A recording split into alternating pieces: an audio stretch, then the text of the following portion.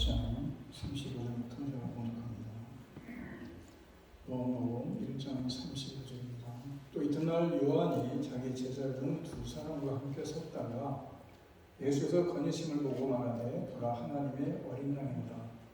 두 제자가 그의 말을 듣고 예수를 따르거늘 예수께서 돌이켜 그 따르는 것을 보시고 물어 이르시되 무엇을 구하느냐. 이르되 랍비여 어디 계시오니까 하니 랍비는 번역하는 선생이라. 예수께서 이르시되 와서 보라. 그러므로 그들이 가서 계신 데를 보고 그날 함께 거하니 때가 10시쯤 되었더라. 요한의 말을 듣고 예수를 따르는 두 사람 중에 하나는 시몬 베드로의 형제 안드레라. 그가 먼저 자기의 형제 시몬을 찾아 말하되 우리가 메시아를 만났다 하고 메시아는 번역하면 그리스도라. 데리고 예수께로 오니 예수께서 보시고 이르시되 내가 요한의 아들 시몬이니 장차 게바라 하리라 하시니라. 게바는 번역하면 베드로라. 아멘. 아멘.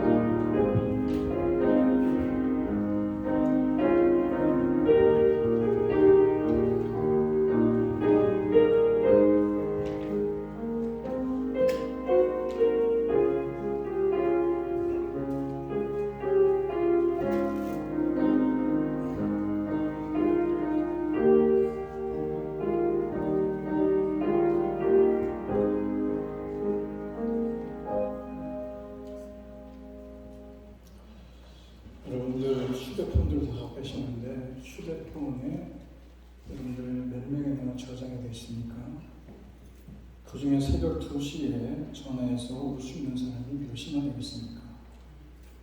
내 과학과 인류학에 연구하면 한 인간이 진정으로 유대관계를 맺을 수 있는 한계가 분명하다고 얘기합니다.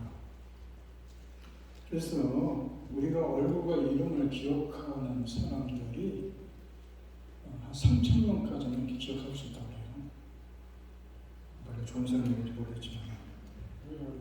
그런데 우리가 수많은 사람들을 만나지만 내 슬픔을 진심으로 공감해 줄 수 있는 사람은 15명 되어요. 그런가 하면은 내가 무너졌을 때 나를 목숨을 걸고 지켜줄 수 있는 핵심이고, 그런 사람은 3명에서 5명 정도 된다고 봅니다. 그래서 우리 인생의 가장 소중한 자원인 이 시간과 에너지의 40%를 바로 이 소수의 사람들에게 쏟아붓는다고 합니다. 사랑이란 뭐냐? 내 생명과도 같은 시간을 떼어 누군가에게 우선적으로 주는 것, 그것이 사랑이라고 합니다. 놀랍게도 온 인류를 구원하러 오신 예수님께서도 육신을 입고 계실 때에 이 관계의 법칙을 따르셨습니다. 그래서 예수님의 12제자를 세우신 것은 하나님 나라의 복음의 역사에 중요한 이정표가 되는 사건이지만, 물론 예수님에게 12제자만 있었던 건 아닙니다.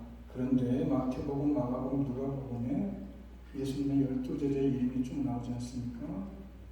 베드로를 시작으로 해서 맨 마지막에 가룟 유다를 마칩니다. 어떻게 보면은 이 공통적으로 쓰여진 이름인데 영향력의 순서대로 이름이 기록되었다는 것을 알 수 있습니다.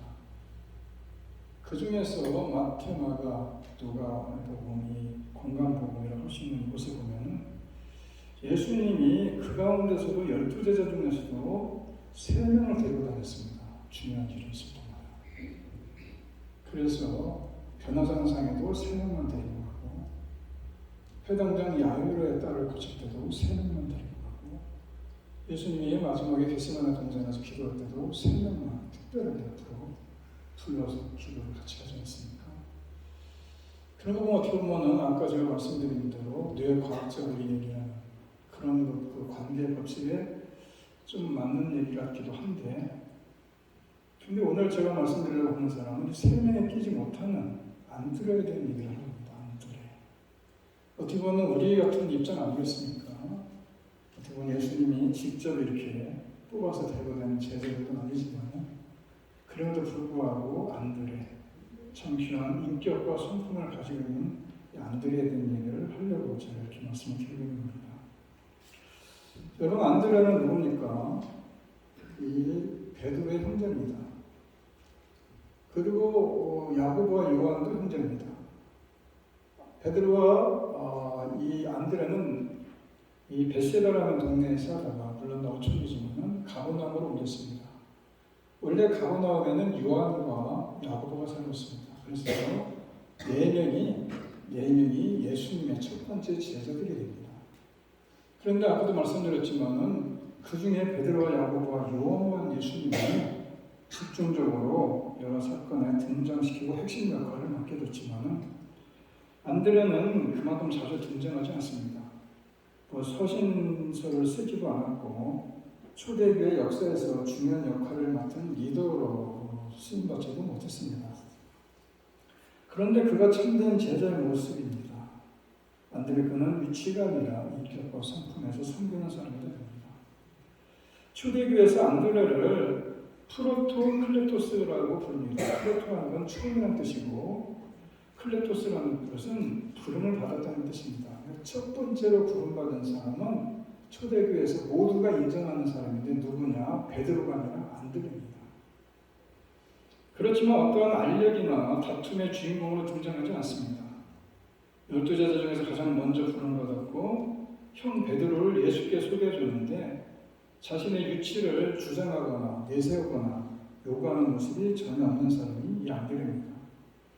그래서 주목받지 않았어도 늘 조용하고 겸손히 섬기는 그런 제자가 바로 이 안드레입니다. 여러 명단에 보기에는 언제나 시몬 베드로의 형제다라고 언급을 하는데, 인간적으로 보면은 예수님께서 인정받고자 노력한 사람도 아니고 중심이 되기를 원하지도 않았습니다. 그래서 베드로나 야고보나 요한이 가장 중심에 있었고, 베드로는 우리가 잘 아는 대로 늘 나서기를 좋아했고, 야고보와 요한은 서로 높은 자리에 올라와서 주님의 나라가 임할 때 나는 왼편에 오른편에 떠들었던 사람들 아닙니까? 그런데 안드레는 왜 이렇게 성품이 좋을까? 그것은 바로 세례 요한을 따르는 제자이기 때문이 아니겠는가라고 신학자들이 추측을 합니다. 세례 요한이 누굽니까? 광야에서 철저한 불명 생활을 했고 인내와 절제가 요구되는 삶을 살지 않습니까? 그런데 안드레는 세례 요한의 제자로부터 시작을 합니다. 그래서 온유한 마음으로 남보다 두드러지 않아도 자신의 위치에 만족하면서 조용히 섬기는 마치 세례 요한과 같은 영성으로 훈련되지 않았겠느냐. 그 가능성이 높다는 겁니다. 안드레는 참 어떻게 보면 구도자의 모습입니다. 구도자가 뭡니까? 도를 찾아 나서는 사람을 얘기하는데 진리가 뭐냐, 생명이 뭐냐, 인생의 길이 뭐냐, 도대체 인생의 목적이 뭐냐, 끊임없이 질문하면서 찾는 사람 아닙니까? 그는 본래 어부였지만은 오늘 본문을 보면은 세례 요한의 제자가 되어 있습니다. 참된 것을 찾기 위해서 여기저기 돌아다녔는지 모르지만은 예수님이 제자가 되기 전에 이미 세례 요한의 제자가 되었다는 것을 보면은 하나님 나라에 대한 열망과 또 열정이 있었던 것을 우리가 볼 수 있는데 어느 날 세례 요한이 예수님을 보면서 이렇게 선포합니다. 보라, 세상 죄를 증거하는 하나님의 어린 양이다. 이 말이 안드레의 귀에 확 들어왔고 그 순간 그는 세례 요한의 제자로서 예수님의 제자로 방향을 바꿔버립니다. 우리가 생각하기에는 배반이고 반역일지 모르겠지만은 오히려 세례 요한이 지향하는 올바른 변화 아닙니까? 그렇게 세례 요한의 제자였던 안드레는 예수님 첫 번째 제자가 됩니다. 형인 베드로보다 먼저 예수님을 뒤따랐고 그에게는 진리에 대한 접근이 있었다는 겁니다. 뿐만 아니라 분별력과 결단력과 실천력까지 가지고 있습니다. 그는 예수님을 만나자 예수님께 가까이 다가갑니다. 그때 예수님이 안드레에게 물어봅니다. 넌 무엇을 구하느냐? 안드레에게 얘기합니다. 랍비여, 어디 계십니까? 예수님의 삶의 현장에 함께 참여하고 싶은 열망과 사모함의 표현을 얘기하고 있는 겁니다. 그런데 예수님께서 뭐라고 얘기합니까? 커맨시, 와봐라. 궁금하면 내게 와봐라. 그리고 직접 내 눈으로 보라. 그때가 10시라고 얘기했는데 이 이스라엘의 10시는 거의 6시간을 가면은 우리나라 시간이 됩니다. 그래서 오후 4시간입니까? 그는 그 다음날까지 예수님과 함께 있으면서 세례 요한이 했던 말 보라, 세상죄를 증거하는 하나님의 어린 양이다에 대한 깨달음을 얻었고 자신이 메시아를 보았다는 확신이 든 겁니다. 구도자라고 제가 아까 말씀을 드렸는데 도를 찾는 사람 구도자, 다시 말해서 생명이 뭔지 진리가 뭔지 인생 길이 뭔지를 찾는 사람들을 얘기하는데 이 구도자들에게는 좀 문제가 있습니다. 질문은 많이 하는데 그 다음 댁으로 나아가지 않는 그런 문제가 있습니다. 영적인 정신적인 장애를 갖게 되는 것인데 질문도 많이 하고 생각도 많이 하지만은 그것을 그냥 안전뱅이처럼 눌러앉는 사람도 많다는 겁니다. 예수를 뚫으면 우리도 그렇습니다. 예수께 가까이 나가지 않습니다. 약간 멀리서 바라봅니다. 우리는 구도자를 넘어서서 예수님을 주님으로 섬긴 하나님의 자녀들 아닙니까? 그럼에도 불구하고 우리가 구도자보다 못할 때가 있다는 겁니다. 무슨 얘기냐? 말씀을 읽지 않습니다. 그리고 실천하지 않습니다. 예수님의 이름을 행하지도 않습니다. 예수님을 그저 먼 멀치에서 바라보면서 믿으려 한다는 것입니다. 그래서 순종하지도 않습니다. 헌신하지도 않습니다. 그렇게 예수님을 그렇다고 떠나가는 것도 아닙니다.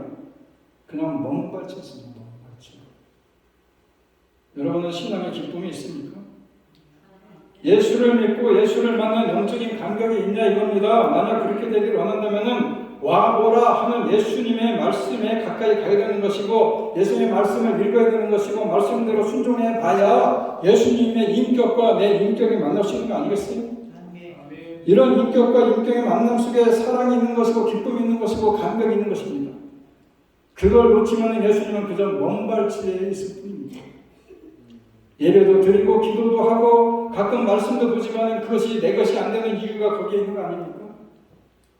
그냥 부모님의 신앙을 이어받고 그냥 남편 따라 교회 오고 또 아내의 신앙으로 그래서 타성이 없는 신앙에 멈춰서는 것만큼 신앙이 지루해지는 것도 없습니다. 그렇게 되면 신앙이 나를 억누르는 짐이 되는 겁니다. 믿는 것 같은데 결국 안 믿는 거고 내가 안 믿는 것 같으면서도 가만히 들여다보면은 또 믿는 것이고 얼마나 힘듭니까? 안드레는 그것을 넘어서는 힘이 있었다는 겁니다. 말씀 속으로 깊이 들어갔습니다. 예수님과 만나고 대화하면서 예수님의 인격을 배우게 되지 않습니까? 그리고 실제적으로 그것을 행하지 않습니다. 요한복음 6장을 보게 되면 수많은 사람들이 예수님의 말씀을 듣기 위해서 예수님을 쫓아왔습니다. 그런데 예수님의 말씀을 몰입하다 보니까 식사 시간이 지났습니다. 예수님의 영적인 말씀을 받는 그들이 육적인 식사를 하기를 원하셔서 제자들에게 부르십니다. 어떻게 저들에게 음식을 줄까? 제자들이 갑자기 걱정이 생긴 겁니다. 사람들은 5,000명이 넘고 그것을 다 먹이려면 200데나리온 필요한데 200데나리온은 200일치의 임금 아닙니까? 이 큰 돈을 어디서 구할까 불가능하다고 생각하는 그런 제자들, 그때 안드레가 등장하지 않습니까?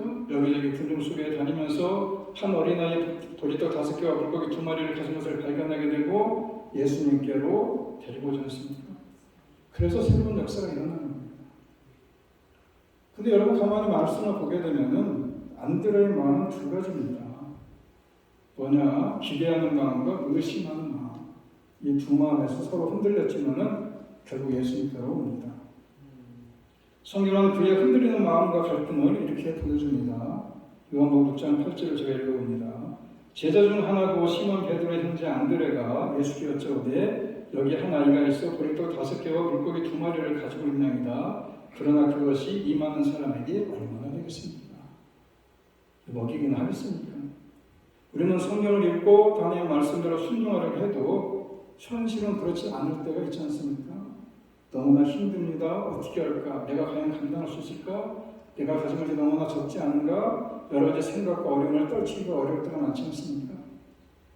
신앙이라는 게 뭡니까? 그 속에 어려움이 있다는 뜻입니다. 질문을 하고 있다는 뜻입니다. 다시 말해서 의심을 하고 있다는 뜻입니다. 우리는 예수 그리스도를 믿으면서 의심이 있습니다. 이게 정말로 될까?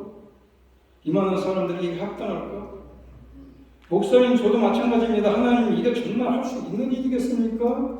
이것이 과연 될까요? 어떻게 해야 될까요? 이런 마음이 저한테도 있습니다. 그렇다고 제가 여러분들보다 믿음이 좋다는 얘기는 아니고 그때 의심을 버리려고 하지 말라는 겁니다. 그냥 의심하십시오. 믿음이란 의심이 없다는 뜻이 아니고 믿음이라는 것은 의심을 하지만 의심보다 신뢰가 더 크다는 것입니다. 그것이 믿음인 것입니다. 그래서 하나님께 맡기는 것입니다. 의심하면서 맡기는 것입니다. 하나님께 더 큰 신뢰가 있기 때문 아닙니까? 그렇게 했을 때의 생명의 역사, 하나님 주신 축복의 기적이 일어날 수 있다고 성경은 가르치는 거 아닙니까? 안드레가 찾은 것은 아주 작은 것입니다. 불가능해 보이는 매우 연약한 것입니다. 그런데 하나님께 맡기니까 여기에 생명의 사건, 기적의 사건이 일어나지 않습니다. 사물을 볼 때도 인간관계를 할 때도 그렇습니다. 의심이 생길 때가 있습니다. 정말 맞을까? 정말 괜찮은 사람일까? 믿음이란 그럼에도 불구하고 의심보다 더 큰 신뢰를 가지고 인간관계를 만들어가는 것입니다.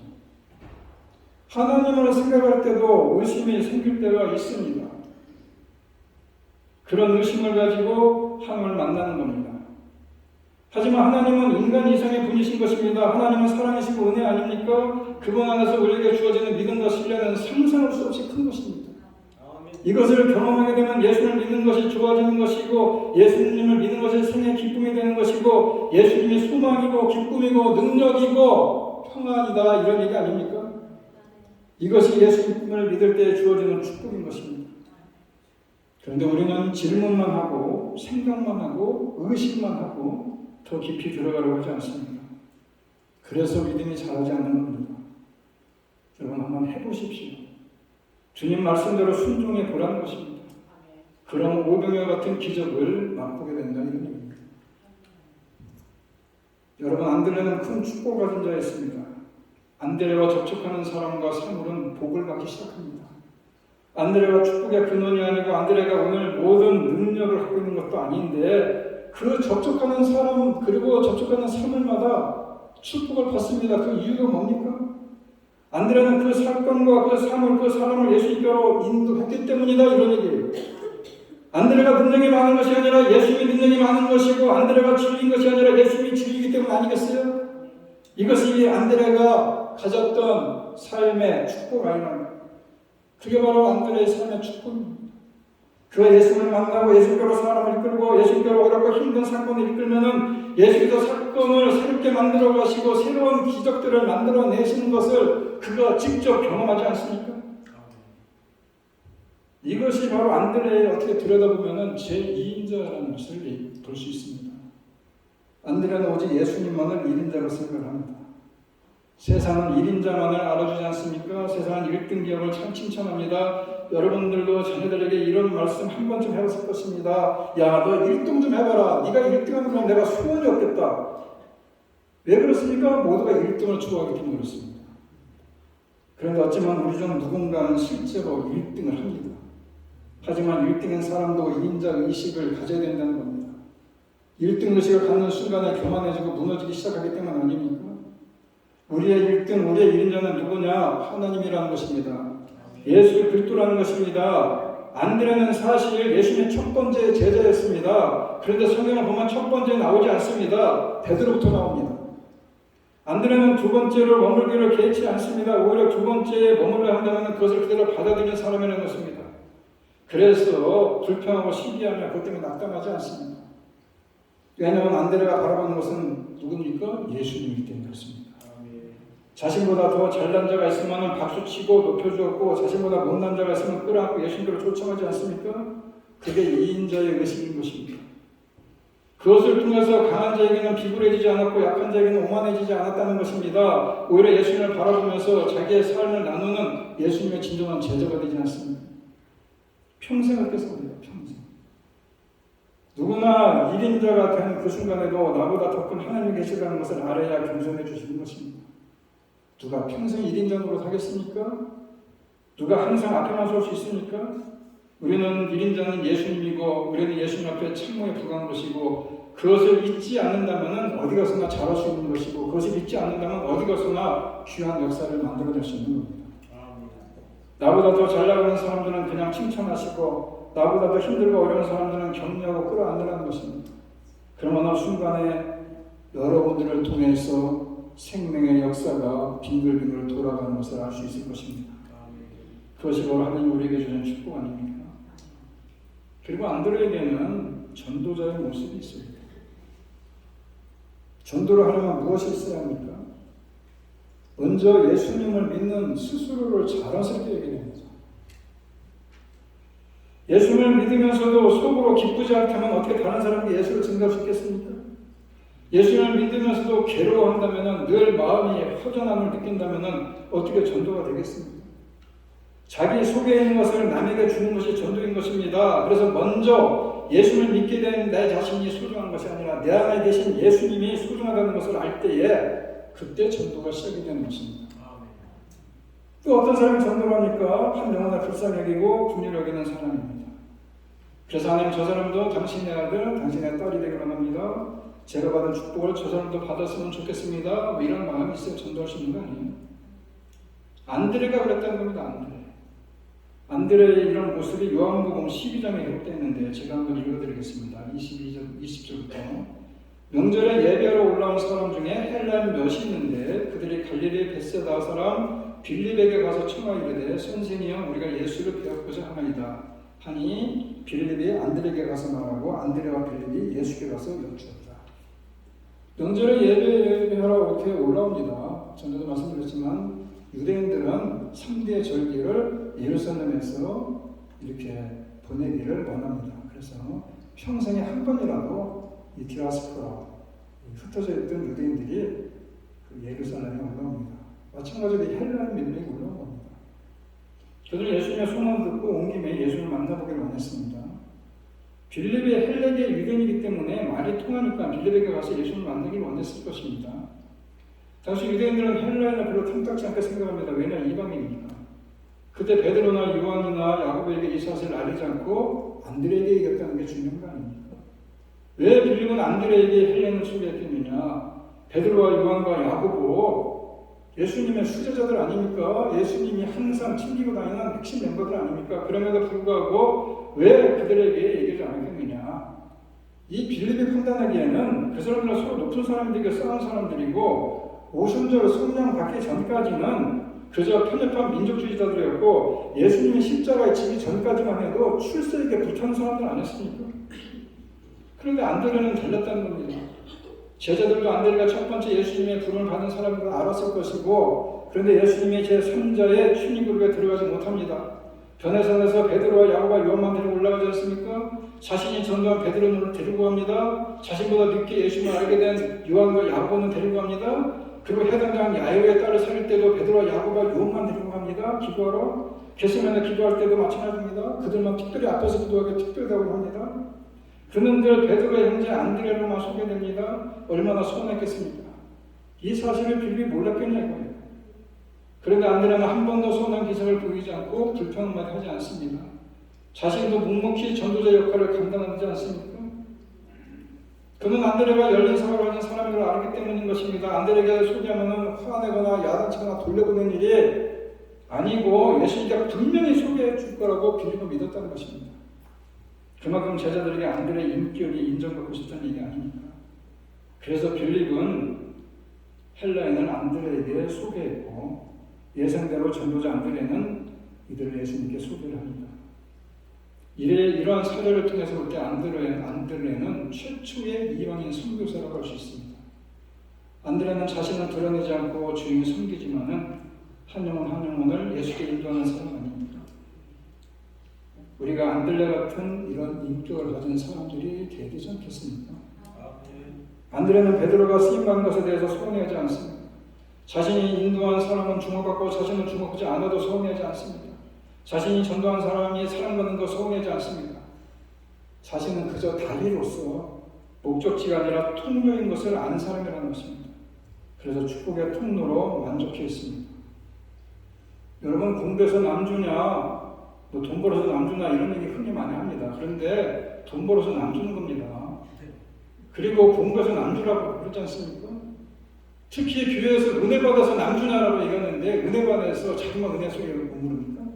은혜 받아서도 남줘야 되는 것입니다. 이것을 거북하게 생각하는 사람들이 많은데 안드레 얘기를 제가 왜 합니까? 이걸 거북해하지 않은 사람이 안드레라는 것입니다. 자기보다 훌륭한 사람이 주님께 쓰임받는 것을 기뻐하는 사람이었고 자기는 소외되어서도 섭섭한 마음을 품지 않았고 불평 없이 뒤로 물러나서 자신의 자리에서 겸손하게 주님을 섬김으로 만족하며 끝까지 충성함을 맡긴 일에 최선을 다한 성실한 사람이 안드레였다는 겁니다. 이치고 뒷전에 처진 것을 두려워하거나 괴로워하지 않았고 다른 사람을 빛나게 하는데 인색하거나 어색한 사람이 아니었습니다. 나 때문에 다른 사람이 부자되고 이름이 나고 출세하는 것을 기뻐하는 사람 아닙니까? 여러분, 감독은 감독의 자리에 앉아 있어야 됩니다. 손수로 뛰면서 화물을 받으려고 하면 안 되는 것입니다.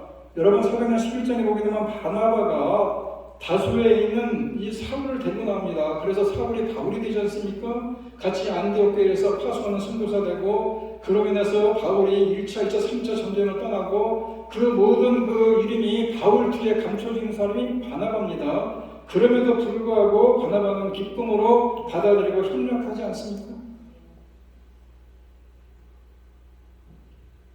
안드레도 마찬가지입니다. 야고보와 요한이 앞서간 것을 질투하지 않았고 머리가 되지 않고 뜸이 되지 않아도 하나님의 일을 포기하지 않았고 안드레는 공동체에서 인격적으로 인정받는 사람, 착한 사람 아닙니까? 둘째, 셋째, 아니 말처자리라도 자신의 자리에서 만족할 수 있는 사람이었다는 것입니다. 세워주는 사람으로 만족했던 것이고 그것이 불만족했다면 보리떡 5개와 물고기 2마리를 가지고 있는 아이를 예수님께 연결하고 헬라인을 예수께 전도하지 않았을 것입니다. 그는 자신의 위치에서 묵묵히 연결할 자로 전도자의 역할을 끝까지 감당해내는 사람 아닙니까? 왜 그런 사람이 되었습니까? 아마 자신의 스승이었던 세례 요한으로부터 모범을 봤을 것입니다. 세례 요한이 예수님에 대해서 뭐라고 얘기합니까? 그는 흥하게 될 것이고 나는 쇠로야 될 것이다. 성기로신 예수님을 정확히 알고 그 예수님의 모범으로 삼았기 때문에 그것을 보고 그의 제자였던 이 안드레가 예수님의 제자가 돼서도 역시 메시아를 따르면서도 불구하고 웃기며 서지 않고 그가 첫 번째로 서지 않고 제일 먼저 예수님을 알고 예수님을 따랐음에도 불구하고 뒤에서 물러나서 많은 사람들을 세워가는 역할을 하지 않습니까? 이것이 귀한 일이라는 것입니다. 안드레에 대해서 언급된 것은 성경에 이게 전부입니다. 그런데 역사적인 전승과 서로에는 안드레 얘기가 많이 나와요. 안드레에 대한 기록이 성경에는 많이 나오지 않지만은 유대 역사가인 유세비우스나 또 유경인 안드레 행전이라고 있다고 그래요. 제가 본 적이 있는데 거기에 대해서 알려주고 있습니다. 그래서 그는 해외 전도에 힘을 쏟아서 비두니아, 본도, 수구데야, 드라고니, 헬라의 아가야 지방까지 복음을 전했다고 합니다. 그리고 병을 고치는 은사를 받아서 아가야 지방의 파트라에서 전도할 때에 총독 아게아스의 아내 막시밀라의 중병을 고쳐주었고, 그로 인해서 그녀가 열성적인 기독교인이 되었고, 총독의 형제인 스트라톨레스의 온 가족이 독실한 기독교인이 되었다고 하는데, 총독이 이 소식을 듣고 자기의 아내와 형제가 예수를 믿게 돼서 분통을 터뜨리면서 안드레를 십자가에 못 박으라고 명령해서 십자가에 못을 박는데, X자 십자가에 못을 박아 순교를 시키지 않습니다. 네로 황제 제60년 11월 30일에 순교했는데, 그의 순교 이후에 X자 모양의 십자가를 가리켜서 성 안드레의 십자가라고 읽었습니다. 여러분, 그 영국 국기를 생각하시는 거겠죠. 영국 국기가 이렇게 됐지 않습니까?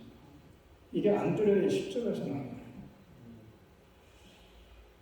그래서 그가 순교하면서 그리스도이신 예수 그리스도, 내가 배웠고 내가 사랑했고 그 안에 있는 나를 받아주셔서 당신의 영원한 나라가 임할 때에 나의 영혼을 받아주셔서 라고 숨겼다고 합니다. 좀 기가 막힌 분 아닙니까? 안드레는 러시아에서 유명한 선교사였고 그리스에서는 순교자로 알려져 있습니다. 안드레는 신실한 제자로 인정을 받고 존경을 받았습니다. 안드레는 예수님으로 연결하는 다리와 같은 역할을 한 사람이라는 것입니다. 어떤 사람을 만나면 벽에 부딪히는 것 같은 느낌이 드는 사람이 있고, 어떤 사람을 만나면 또 다른 영역으로 들어가는 다리가 되어주는 것을 느끼는 사람이 있습니다. 우리는 예수님께로 사람들을 연결하는 다리 같은 제자가 되어야 되지 않겠습니까? 겸손과 인내와 사랑과 믿음으로 사람들을 예수님께 인도하고 연결하는 제자가 되지 않겠느냐 이겁니다. 오늘 제가 안드레에 대한 말씀을 소개해드렸습니다. 참 우리가 늘 으뜸되고 머리 되기를 원하지만 뒤에서나 어디서나 으뜸되고 머리 되는 분은 누굽니까? 예수님이십니다. 우리는 누굽니까? 그분의 뒤를 따라가면 되는 것입니다. 베드로나 야고보나 요한처럼 특출하지 않아도 괜찮습니다. 그들처럼 핵심적인 역할을 하지 않아도 괜찮습니다. 우리는 그저 안드레처럼 묵묵하게 하나님의 일을 감당하면 그것이 주님의 신실한 제자 아니겠습니까? 자기 자신을 알고 그저 축복의 통로가 되고 다리 역할을 하고 연결자의 삶을 산 사람이 이 안드레입니다. 그래서 제가 성경을 묵상하는 가운데 참 이 귀한 분이다. 이 안드레 같은 그런 누구에게 나서지도 않고 누구한테 돋보이지도 않고 그렇지만은 자기의 일을 묵묵히 한 사람, 이 사람이 진정한 예수님의 제자가 아닌가라는 생각이 들어서 오늘 저와 여러분이 한번 말씀을 나누며 함께 은혜를 받기를 원합니다. 바라기는 저와 여러분, 나 때문에 다른 사람들이 잘 살고 기뻐하고 부자되고 출세하고 은혜 받으면 그것이 감사한 거 아니겠습니까? 우리는 그저 야고보나 이 안드레나 야고보나 요한이나 베드로처럼 앞으로의 핵심 멤버는 아니지만 뒤에서 그들을 질투하거나 그들에 대해서 우리가 시기할 것이 아니라 우리가 오히려 그들을 세워주는 사람으로 만족해하고 그런 가운데 우리는 주어진 자기 자리에서 묵묵히 연결자로 전도자로서 역할을 끝까지 감당함을 통해서 주님으로부터 신실한 제자라고 칭찬받을 수 있는 저와 여러분의 삶이 되기를 간절히 바랍니다. 다 같이 일어나서 함께 찬양하기 원합니다. 그러기 위해서 우리가 먼저 예수님을 자랑해야 되는 것이고, 그러기 위해서 우리가 점점 무엇이 진리인지를 바로 알아야 되지 않겠습니까? 그래서 예수님 안에 있을 때에 참된 우리가 생명이 있고 능력이 있고 또 평안이 있고 또 기쁨이 있다는 사실을 기억하면서 우리가 그 예수님을 우리가 찬양하고 예수님을 우리가 많은 사람들에게 연결시켜줄 수 있는 그런 자들이 되어져서 많은 사람들에게 행복을 안겨줄 수 있는 저와 여러분 되기를 바라는 마음에 예수로 고백하기를 바랍니다.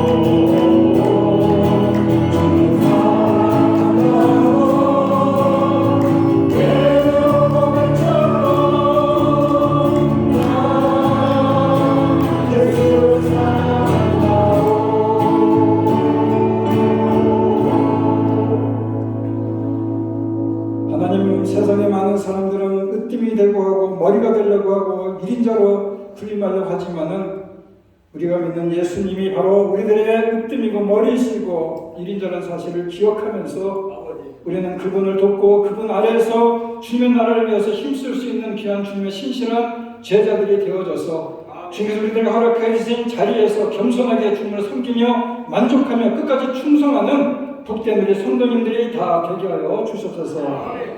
이제는 우리 주 예수 그리스도의 은혜와 하나님 아버지의 극진하신 사랑과 성령님의 교통하심이 오늘도 순실한 제자의 모습으로 살아가기로 이 시간 다짐하며 이전을 나가는 주님의 귀한 선남선녀들 머리머리 위에와 두건 가정과 일터와 자녀들 위해 이제부터 영원토록 함께 있을지어다. 아멘.